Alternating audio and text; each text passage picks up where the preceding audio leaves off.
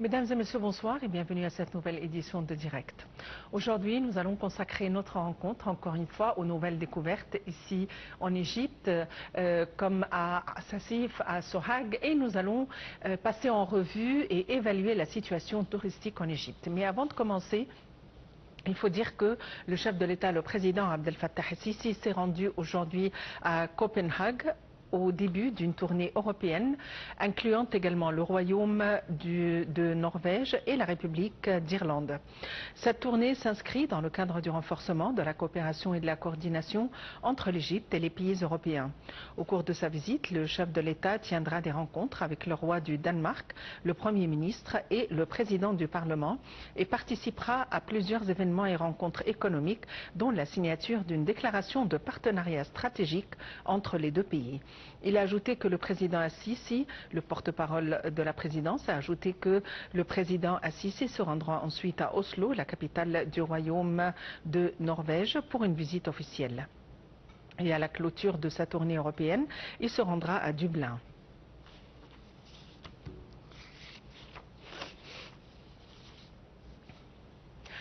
À présent, il s'agit d'une importante découverte d'une tombe datant du Moyen Empire à El Asasif. La mission archéologique égypto-américaine opérant dans la nécropole du sud de Asasif a découvert une tombe datant du Moyen Empire, la première mise à jour dans ce lieu. La tombe contient un ensemble de sépultures intactes selon un communiqué du ministère du Tourisme et des Antiquités. Nous allons vous inviter à suivre ce compte-rendu avant de discuter la chose en détail, de découvrir l'endroit où se trouve Asasif et de parler davantage de cette découverte avec nos invités. Voyons les détails dans ce compte-rendu. Lors des travaux de nettoyage de la partie sud de la tombe de Karavasken, remontant à la XVIIe dynastie, un ensemble unique de pièces a été également découvert. Il s'agit de squelettes d'hommes, de femmes et d'enfants. Leur présence indique qu'il s'agissait d'une tombe familiale remontant aux 7e et 8e dynasties pharaoniques. Les sépultures sont en mauvais état de conservation en raison des inondations qui ont eu lieu dans l'Antiquité et qui ont détruit le bois des sarcophages et les trésors. Mais la mission a également mis au jour de nombreux bijoux datant du début de la 8e dynastie. El Asasif est une nécropole située à l'ouest de Thèbes qui contient des dizaines de tombes privées de nobles et de hauts fonctionnaires, remontant au Moyen Empire et au début de la Basse Époque. Les tombes les plus majestueuses datant de l'époque tardive, spécifiquement les 25e et 26e dynasties. Cette découverte est très importante car elle permet de comprendre les rites funéraires qui prévalaient sous le Moyen Empire à Thèbes, indique le secrétaire général du Conseil suprême des Antiquités. Parmi les pièces les plus remarquables découvertes figure un collier serti de 30 perles cylindriques en améthystite et en agate avec un pendentif en forme de tête d'hippopotame. La mission a également découvert un ensemble de colliers, de bracelets, de bagues et de ceintures en agate rouge et en faïence bleuâtre et verdâtre, ainsi que des pendentifs en forme de tête de serpent, tous en bon état de conservation. Deux tombes contenaient des miroirs en cuivre, dont un était doté d'une poignée en forme de fleur de lotus. En outre, plusieurs lingots en cuivre et une petite statue en faïence bleue et verte ont été découverts. Environ 4000 perles d'argile ont été également trouvées. Une table d'offrande carrée entourée de reliefs représentant une tête de taureau, une miche de pain et d'autres offrandes a également été découverte. Les fouilles se poursuivront pendant les prochaines saisons pour révéler les secrets de cette nécropole.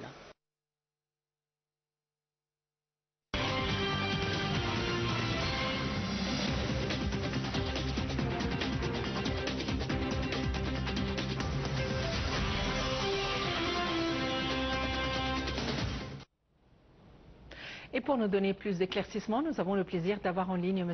Hazem Badawi, guide touristique. M. Hazem Badawi, bonsoir et bienvenue avec nous. Bonsoir Madame Maha, bienvenue, merci bien.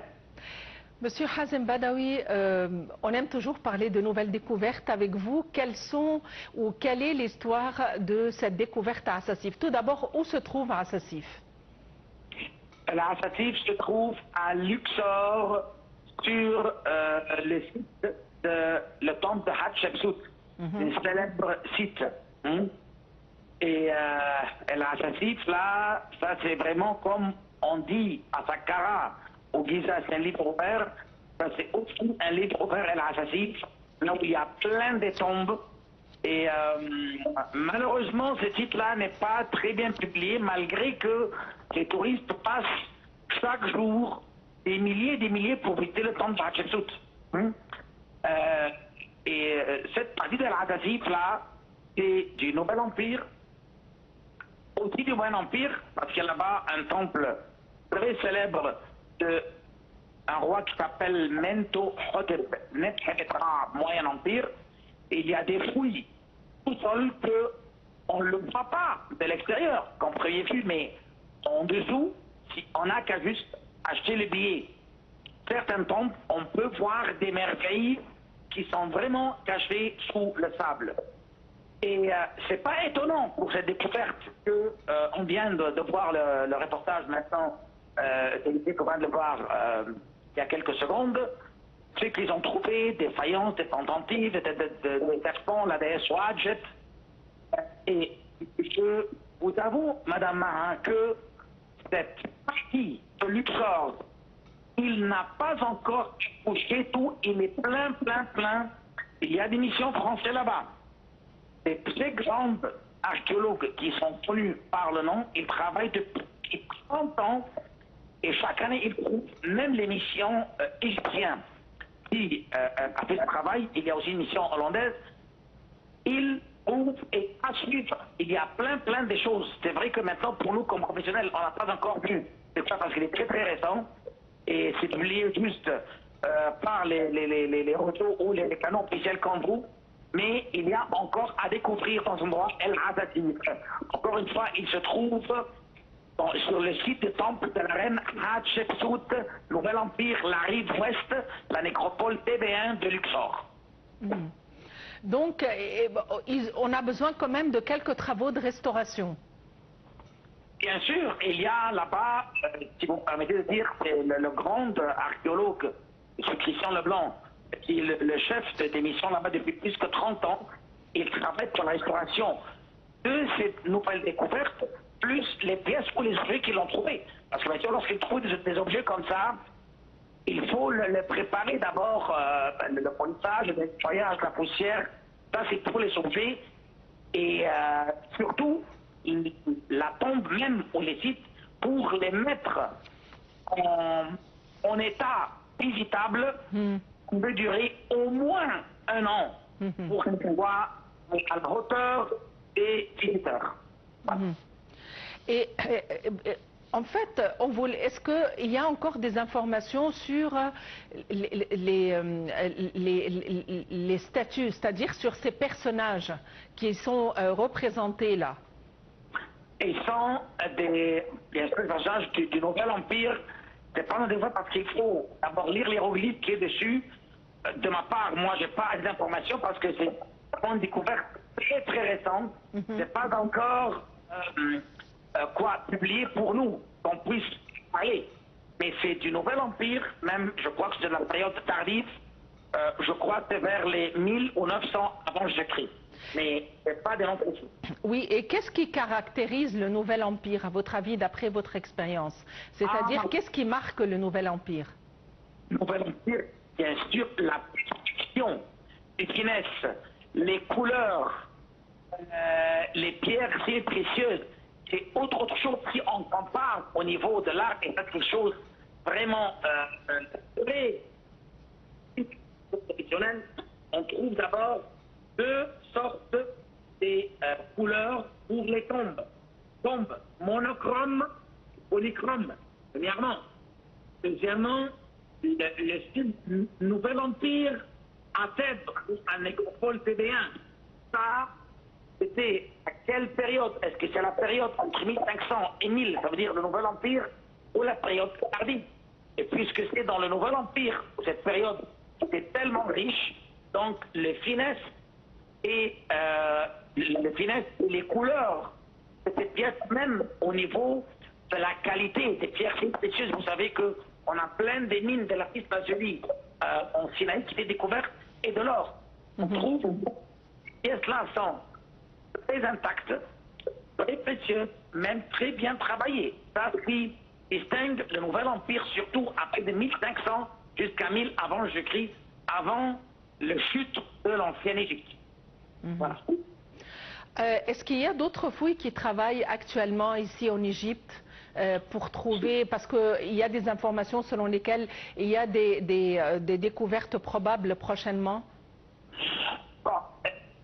Les découvertes, ça vient au fur et à mesure. Par exemple, il y a, si on parle de El Hassassis, il y a 4 régions, ce qui vient dans ma tête maintenant, c'est le temple de Thutmose III, qu'on appelle le Napoléon et Pharaon, que c'est lui qui est le premier qui a ramené les poulets en Égypte.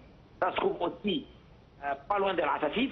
Ensuite, une ville gréco-romaine, pas loin de la vallée des Rennes, qui s'appelle Abu Korma.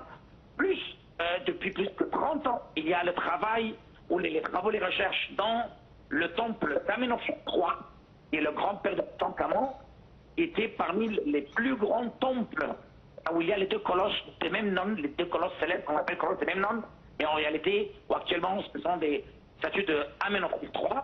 Ça, il y a encore des fouilles, et ils ont réussi à soulever plus que 8 statues colossales, et ils trouvent en dessous, lorsqu'ils creusent et ils fouillent, ils trouvent l'un des pierres. Temple d'Amenhotep III, aussi à la rive ouest. Toutes ces là, il y a 3 sous la supervision de Christian Leblanc, et avec bien sûr les experts égyptiens, et à suivre, ils trouvent chaque année. Et ça, c'est la saison des fouilles, qui commence décembre ou novembre même, là où il fait beau, qui permet aux archéologues de creuser ou de supporter le soleil jusqu'au fin mars ou même mi-avril aussi. Voilà. Ça, c'est la période où la saison des fouilles. Monsieur Hazem Badawi, vous êtes guide touristique. Merci d'avoir été avec nous aujourd'hui. Il faut dire qu'il y a une autre découverte. Il faut dire que la mission archéologique conjointe égypto-allemande entame en coopération avec le Conseil suprême des antiquités et l'université allemande de Tübingen a révélé que le pylon complet d'un temple ptolémaïque au cours des travaux de la mission dans la partie ouest du grand temple d'Artémis dans le gouvernorat de Sohag. Il y a eu aussi une autre découverte, et l'importance de cette révélation est due au fait qu'elle constitue le premier noyau pour le dévoilement du reste des éléments du temple. Voyons les détails avec Rim Samir et Aïchel.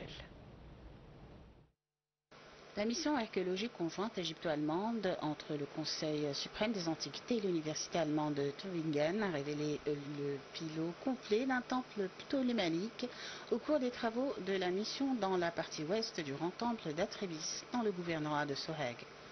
Des études préliminaires ont également prouvé que les dimensions de cet édifice peuvent être comparables aux dimensions de l'édifice du temple de Luxor.